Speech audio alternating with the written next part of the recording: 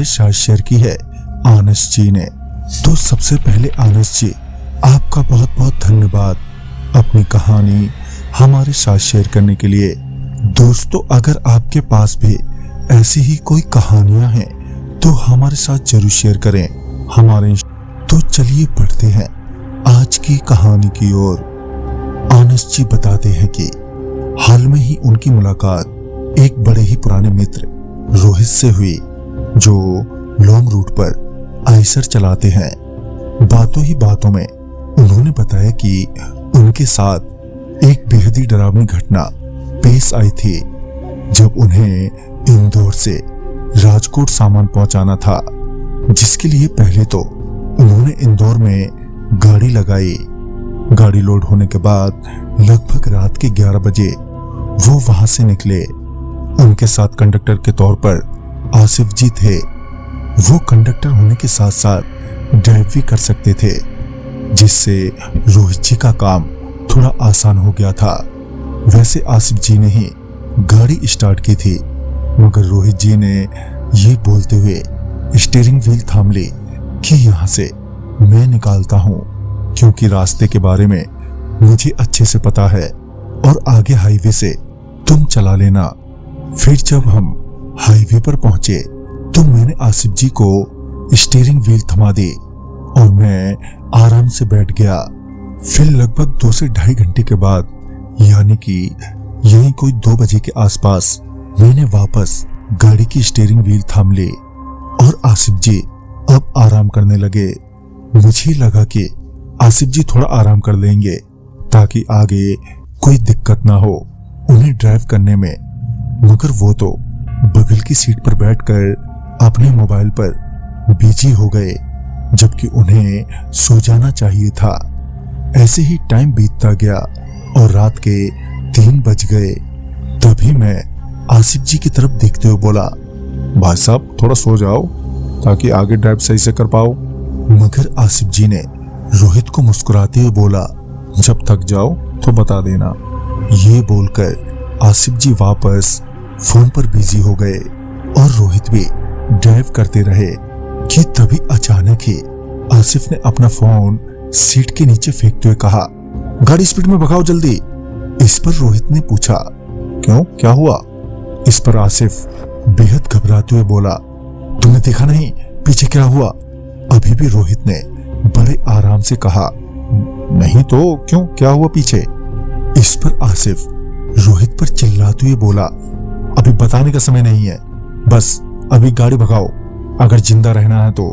ये सुनने के बाद अब रोहित भी थोड़ा घबरा गया था और घबराते हुए बोला, गाड़ी की स्पीड तेज करने पर गाड़ी संभालना मुश्किल हो जाएगा, क्योंकि गाड़ी तो पहले से ही हाई स्पीड पर है।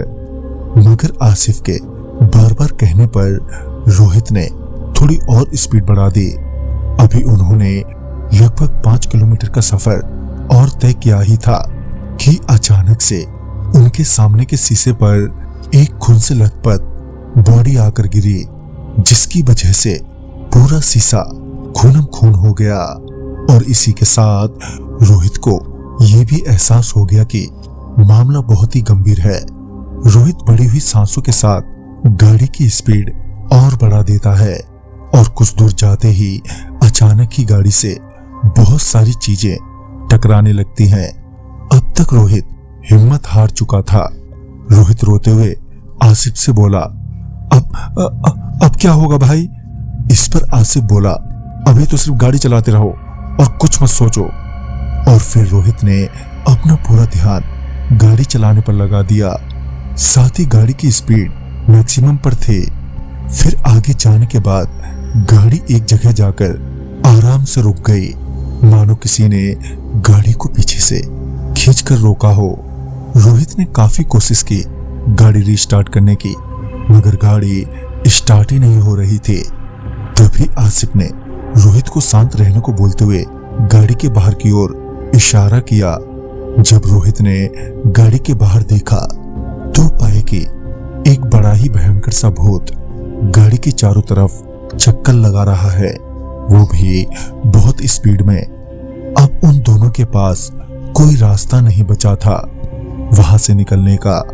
अब वो दोनों किसी चमत्कार के ही भरोसे में थे।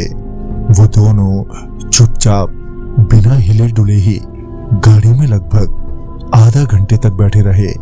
फिर जब उन्हें ऐसा लगा कि अब बाहर कोई नहीं है तो आसिफ ने रोहित को गाड़ी स्टार्ट करने को कहा और जैसे ही रोहित ने गाड़ी स्टार्ट की तो गाड़ी भी स्टार्ट हो गई। गाड़ी के स्टार्ट होते ही रोहित ने एक बार फिर गाड़ी फुल स्पीड में बढ़ाई और फिर वहां से बहुत दूर एक ढाबे पर जाकर गाड़ी रोक दी, जहां आसिफ ने बताया कि जब वो उस हाईवे से गुजर रहे थे तो वहां एक साइन बोर्ड था जिस पर लिखा था प्रेत बाधित एरिया, गाड़ी की स्पीड बनाए रखें और किसी भी सूरत में गाड़ी ना रोकें। वो साइन बोर्ड पार करते ही मेरी नजर बगल से आते हुए उस भूत पर पड़ी, जिस वजह से मैंने तुरंत ही तुम्हें गाड़ी की स्पीड बढ़ाने को कहा। वहीं ढाबे पर थोड़ी और पूछताछ से यह पता चला कि उस जगह पर बहुत पहले एक परिवार को कुछ गुंडों ने घेर लिया था और उनका सब कुछ लूट लिया, साथ ही लेडीज के साथ गलत काम करने के बाद उन सबकी बड़ी बेरहमी से हत्या कर दी। हालांकि उस वक्त वहां से गुजरने वाले बहुत से लोगों ने ये सब अपनी आंखों से देखा, मगर किसी ने भी सामने आकर उनकी मदद नहीं की और न ही पीछे रहकर पुलिस वालों को खबर की, जिसके चलते उनकी भटकती हुई आत्माएं अब सभी के साथ बेरुखी से पेश आती हैं। तो दोस्तों, इस कहानी में बस इतना ही। कहानी आपको पसंद आई हो तो लाइक शेयर करें और साथ ही हमें कमेंट बॉक्स में जरूर बताएं